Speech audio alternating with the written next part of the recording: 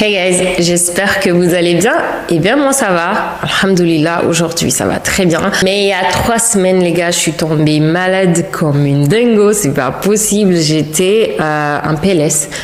On était tous malades, hein, parce que mon mari, mon bébé, moi, on était tous malades. Voilà, donc je suis pas en train de trouver des excuses. Vous allez dire, la meuf, elle est tout le temps en train de trouver des excuses pour nous expliquer pourquoi elle filme pas. Mais vraiment, j'étais malade, hospitalisée, c'était chaud.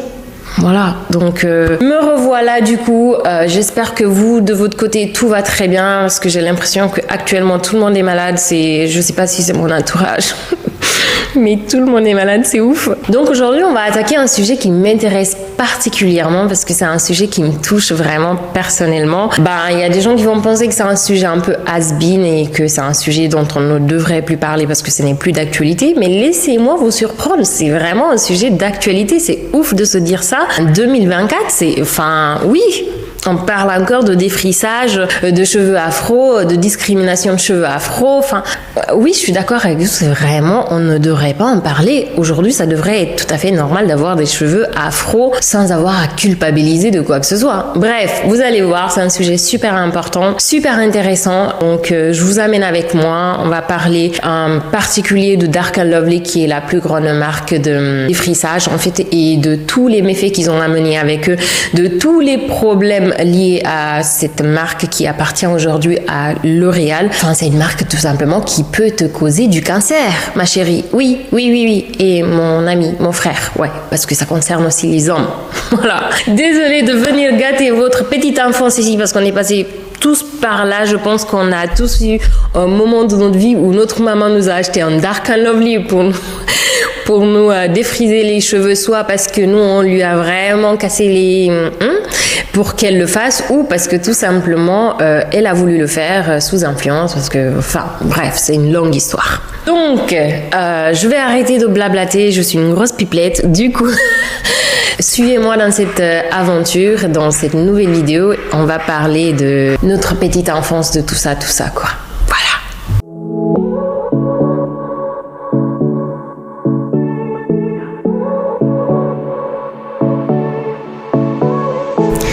Donc, les amis, pour remettre un peu l'église au milieu du village, je crois que ça se dit comme ça, ou je viens d'inventer ou de modifier une expression, mais vous m'avez compris. Donc, on sait tous que depuis l'abolition de l'esclavage, la discrimination contre les cheveux afro reste quand même un gros problème qui persiste dans la société. Jusque-là, on est tous d'accord. Et à ça, il faut ajouter que la liberté acquise par les anciens esclaves n'a pas immédiatement éradiqué les stigmates associés à leur apparence physique, notamment leurs cheveux, leur couleur de peau, leur culture, tout ça.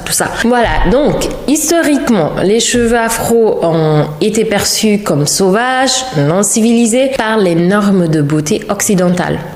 Toujours eux, hein, les occidentaux, toujours eux. Ces gens, ils pensent que le monde les appartient. C'est ouf. Bref, ils sont partout.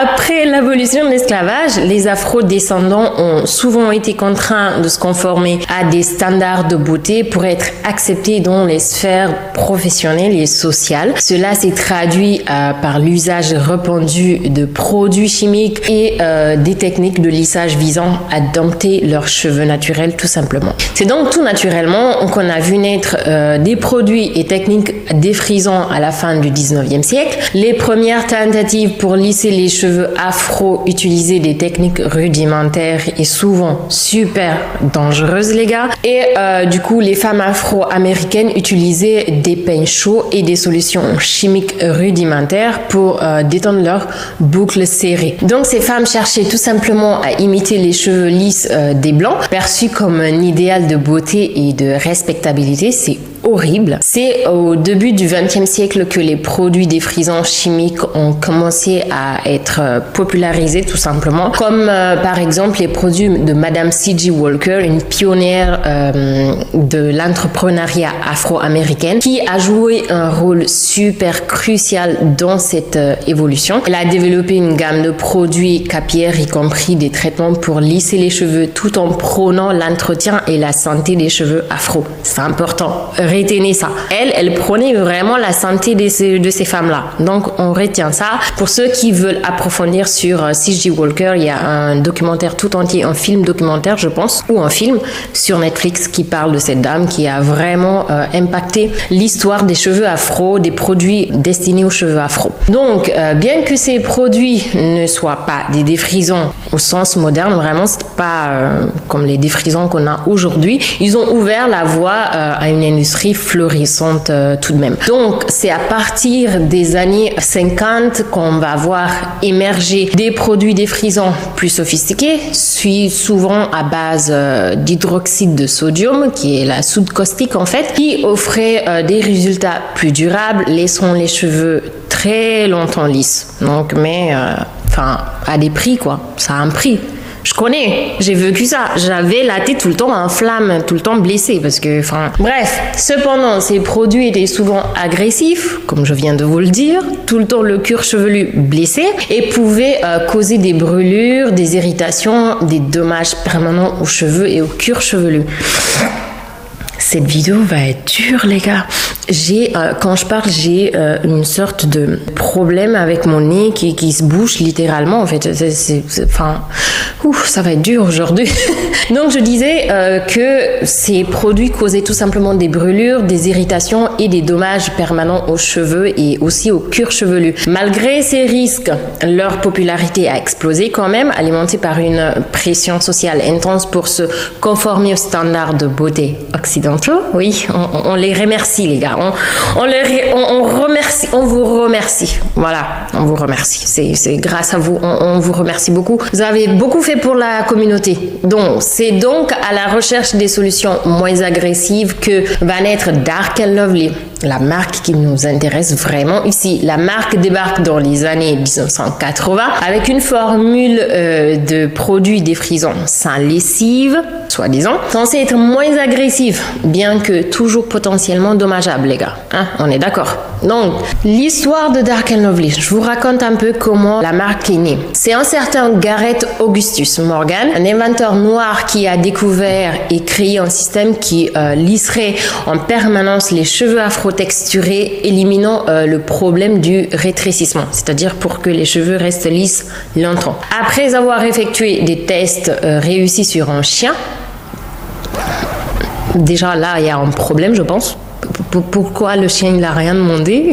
Donc, le chien avait soi-disant les cheveux bouclés et il a aussi testé les produits sur lui-même. Donc, il a transformé sa solution chimique en gel cheveux pour que ce soit plus facile à manipuler. Cela a abouti à la création de G.A. Morgan Hair. Ça s'appelait comme ça à l'époque. Ça ne s'est pas appelé tout de suite Dark & Lovely. Ça s'appelait déjà d'abord G.A. Morgan Hair Refining Cream.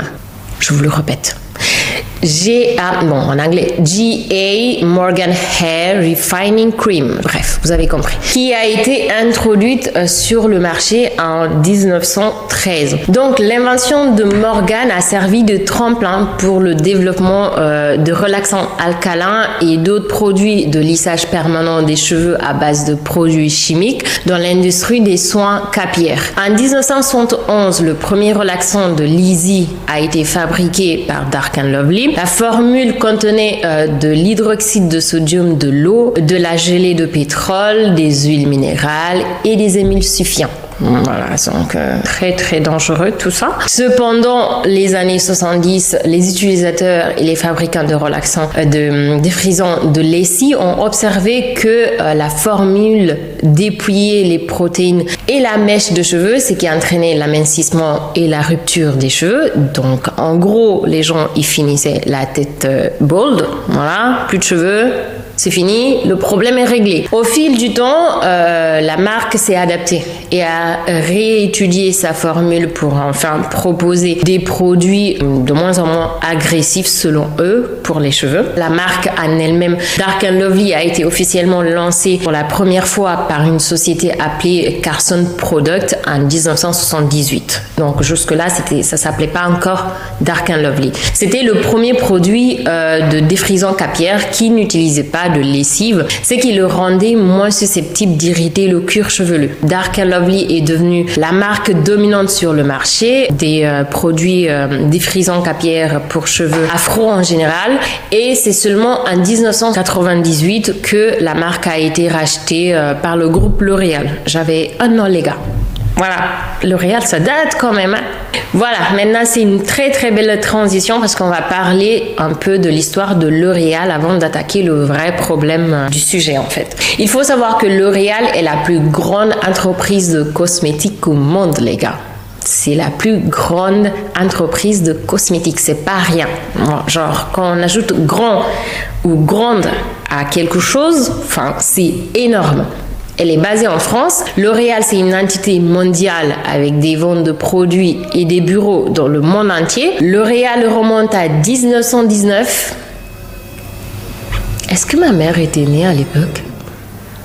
Ouais, je sais pas. Donc, ça remonte à très loin, les gars. C'est un chimiste français qui a développé et breveté une gamme de produits de teinture capillaire qui a créé L'Oréal. Bon, à l'époque, ça s'appelait pas L'Oréal, on est d'accord, mais il a mis les bases. Le gars, il a mis les bases. En 1950, la marque avait plus de 100 employés et se concentrait principalement sur la coloration des cheveux. Donc jusque-là, on était juste sur bon, j'ai envie de ressembler à une rousse, bah je ressemble à une rousse, je veux passer de blonde à brune. Donc c'était vraiment que ça, que des colorations.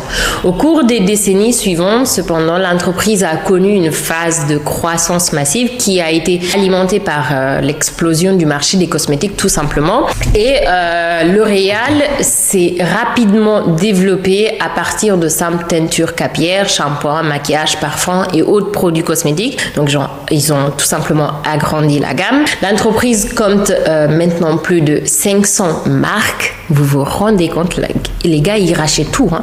500 marques et 85 000 employés à travers le monde, c'est énorme.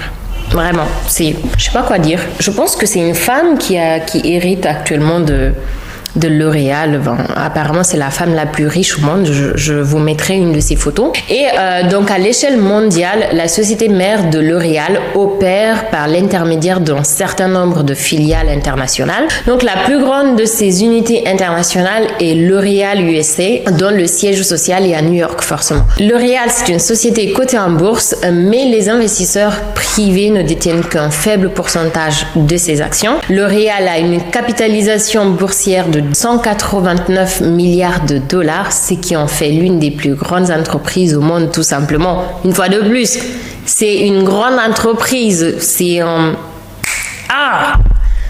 ouf. Enfin, c'est tout simplement grand, quoi. En 2021, la marque a affiché un chiffre d'affaires total de 32 milliards de dollars et un revenu net de 4,6 milliards de dollars. Vous vous rendez compte du chiffre? J'arrive pas à faire le calcul dans ma tête, c'est énorme.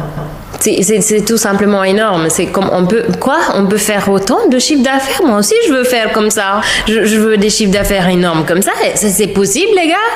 On doit serrer les coudes, hein. Oh, c'est énorme. Mais alors, qu'est-ce qu'on reproche à une entreprise qui se porte aussi bien? Qu'est-ce qu'on lui reproche? Qu'est-ce que L'Oréal a fait cette fois? Qu'est-ce qui se passe? Parce qu'ils sont tout le temps dans les polémiques maintenant. Tout est parti d'une étude scientifique. Retenez bien, étude scientifique parce que c'est important. Les produits de la marque Dark & Lovely commercialisés par L'Oréal ont longtemps été populaires parmi les personnes de la communauté afro pour les soins et le lissage des cheveux. Jusque-là, on le sait. Cependant, les accusations récentes concernant un lien potentiel entre l'utilisation de ces produits et le cancer ont suscité des inquiétudes considérables et ont mis en lumière des questions plus larges sur la sécurité des produits capillaires destinés aux cheveux afro. Voilà, vous savez, tout ce qui touche au noir, c'est pas très important. Des études scientifiques et des rapports médicaux ont commencé à attirer l'attention sur les risques potentiels associés aux produits défrisants chimiques tout simplement, tels que ceux de Dark & Lovely. Ces produits contiennent souvent des ingrédients comme l'hydroxyde de sodium, l'hydroxyde de calcium et d'autres substances chimiques potentiellement irritantes et dangereuses. Moi, je vous dis, c'est pas potentiel, hein. J'ai été victime, c'est vraiment du réel. J'ai brûlé mon cuir chevelu, je crois que j'étais au collège. C'est horrible, je souhaite même pas ça à mon pire ennemi. C'est-à-dire que tes cheveux se collent avec le cuir chevelu, ça devient une plaie. Donc c'est pas potentiel, c'est vraiment dangereux. L'exposition à ces produits répétés peut causer des brûlures, des irritations du cuir chevelu et des dommages permanents aux cheveux. Plus alarmant encore, les recherches ont suggéré que certaines de ces substances chimiques pourraient être liées à un risque accru de cancers hormonaux tels que le cancer du sein et le cancer de l'utérus. J'ai l'impression que ces deux cancers-là, ils sont tout le temps derrière les produits qui touchent plus les femmes. Parce que la pilule, je vais vous faire une vidéo là-dessus, vous allez voir, c'est la même chose. Soft Sheen Carson Optimum, un autre relaxant capillaire en cause dans ce litige. Donc il faut savoir qu'il y a vraiment des gens qui sont allés porter plainte contre L'Oréal et Dark & Lovely et Carson. Bref, sauf quelque chose que j'allais pas prononcer. Les produits défrisants capillaires comme Dark & Lovely contiennent beaucoup de produits chimiques puissants parce que ces produits chimiques sont tout simplement bon marché et lissent les cheveux. Et de nombreux produits chimiques de Dark & Lovely sont connus pour perturber le système endocrinien, ce qui interfère avec la production d'hormones. Donc c'est le lien de cause à effet quoi. En 2022, les résultats d'une étude majeure à long terme des NIH appelée Sister Study, ont été publiés dans une revue médicale. Les résultats de l'étude ont été révolutionnaires. Ils ont montré un lien clair entre l'utilisation des défrisants capillaires comme Dark & Lovely et des taux plus élevés de cancer de l'utérus. Selon l'étude, les femmes qui ont utilisé des produits comme Dark & Lovely ont au moins 4 fois plus de chances de prendre un cancer de l'utérus. C'est-à-dire c'est 150% de chances que tu chopes un cancer de l'utérus si tu utilises les produits de Dark & Lovely. C'est fou. Et c'est fou. Je sais pas comment les gens ils font. Comment L'Oréal fait encore à vendre ces produits parce que je les vois encore dans les supermarchés. Hein. C'est ouf. C'est hallucinant. 150% de chance. C'est même pas 100% les gars. C'est 150%.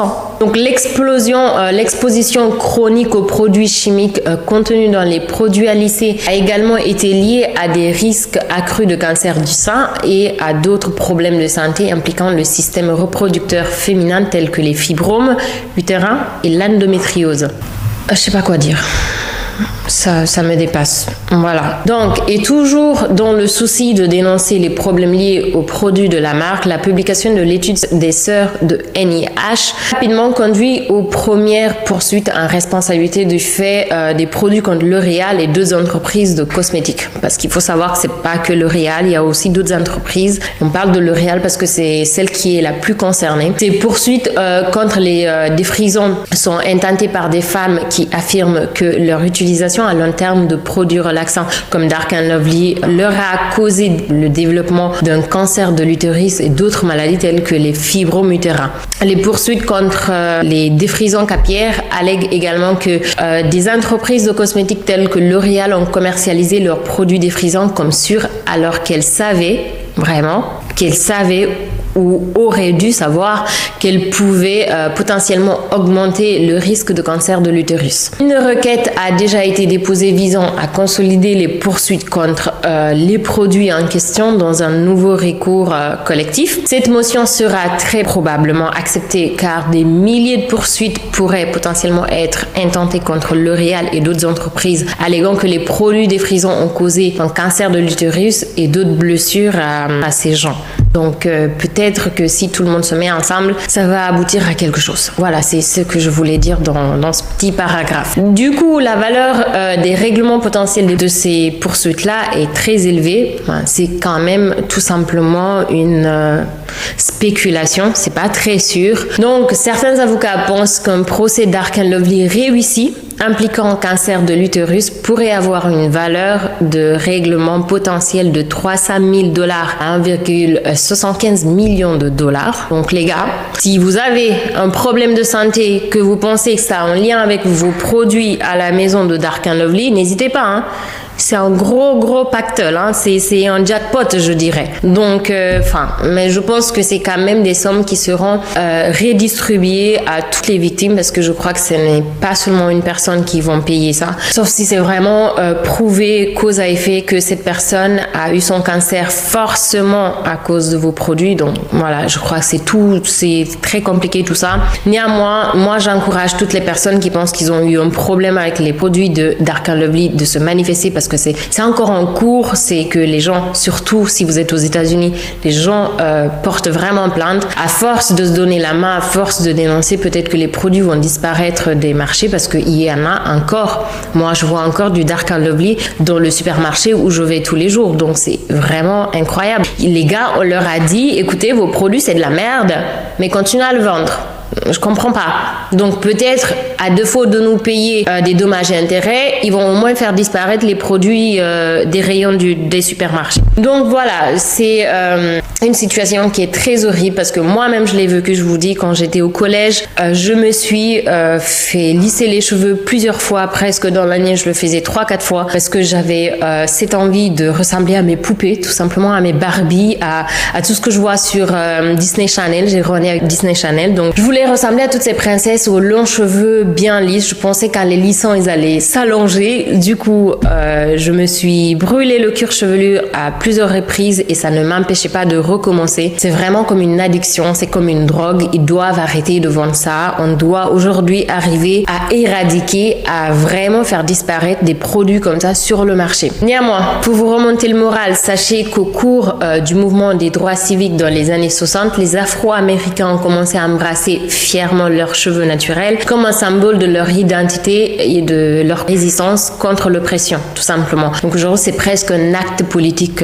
voilà. Et du coup, la coiffure afro est devenue un emblème de fierté noire et un acte politique en soi. Mais malgré ces avancées, la discrimination capillaire persiste quand même, on est d'accord. Dans les milieux professionnels et éducatifs, les cheveux naturels ou les coiffures protectrices comme les tresses et les dreadlocks sont encore souvent perçus comme non professionnels ou inappropriés, carrément. Donc si tu as une chevelure un peu bouclée, un peu trop bizarre, un peu, je dirais, très afro, tu as des problèmes vraiment. Si aujourd'hui j'avais pas mon foulard, je crois j'aurais des problèmes parce que j'ai des locks. Des études récentes montrent que les personnes avec des cheveux afro sont plus susceptibles de subir des sanctions ou des préjugés sur leur lieu de travail ou à l'école. Tout simplement, on te bully littéralement à l'école. On peut te harceler à l'école à cause de tes cheveux, c'est horrible. Surtout pour ceux qui sont en Europe, c'est vraiment une situation catastrophique. Les enfants peuvent subir vraiment des harcèlements, des moqueries de leurs camarades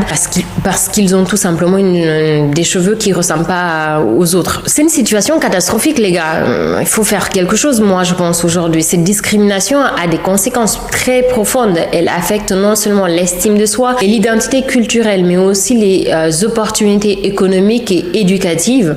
Heureusement, des mouvements récents comme le Crown Act, Create a Respectful and Open World for Natural Hair aux États-Unis cherchent à légiférer contre cette forme de discrimination en interdisant des politiques capillaires discriminatoires dans les écoles et les lieux de travail ou même les lieux publics. En parallèle, la valorisation de la beauté naturelle des cheveux afro gagne en popularité grâce aux influenceurs et aux campagnes de sensibilisation sur les réseaux sociaux, ce qui n'est vraiment pas mal. Ces initiatives encouragent l'acceptation et la célébration des cheveux naturels, offrant un espace où les afrodescendants peuvent exprimer pleinement leur identité sans craindre la discrimination. J'en fais partie de ces influencés parce que grâce aux réseaux sociaux, j'ai arrêté de me lisser les cheveux, j'ai commencé à en prendre soin, à savoir que mes cheveux n'ont pas besoin de tout ça, ils ont juste besoin que je m'en occupe. J'ai une routine capillaire un peu plus saine, donc je dis vraiment bravo. Cependant, le chemin vers une acceptation totale est encore vraiment super lent, hein. On est d'accord, ça va pas disparaître demain. Il nécessite un changement de mentalité, une éducation continue et des politiques inclusives. La lutte contre la discrimination des cheveux afro est indissociable de la lutte contre le racisme et pour l'égalité des droits. Reconnaître et célébrer la diversité capillaire est une étape essentielle vers une société plus équitable et respectueuse des différences, les gars. Voilà. Donc, je dirais que aujourd'hui, on est plus ou moins plus conscient de la situation, mais il y a encore du chemin à faire. Mais vraiment, il y a du chemin à faire parce que si les produits Dark & Lovely sont encore en rayon, c'est parce qu'il y a des gens qui achètent. Du coup, je crois que le chemin, il est vraiment très très long. Moi, je vois que ma fille va grandir avec des cheveux très frisés. Une des raisons pour lesquelles je fais cette vidéo, j'ai constaté qu'elle a les cheveux super frisés. Ça m'a rappelé un peu l'état de mes cheveux, puisque je les vois pas beaucoup maintenant, puisque j'ai mis des locks, donc ça me repose un peu, et puis j'ai mon foulard. Mais voir ma fille grandir avec des cheveux bouclés, je me suis dit oula, là il faut que je fasse des recherches. Est-ce que la situation a changé? Mais j'ai vu que la situation n'a pas changé, et que c'est d'ailleurs très grave, qu'on parle de cancer, qu'on parle de tous ces produits vraiment terribles vendus encore en supermarché. Du coup voilà, j'ai eu envie de vous faire cette vidéo. Voilà, si vous avez regardé la vidéo jusque-là, je vous en remercie. Il n'y a pas beaucoup qui arrive à la fin. Je sais que je suis super nasale. Parfois, je parle dans le nez. On ne comprend pas trop ce que je dis. J'essaie d'articuler au mieux que je peux. Donc, voilà. Sur ce, je vous fais vraiment de gros bisous. Je vous dis à très bientôt. Prenez soin de vous, des autres. Ciao.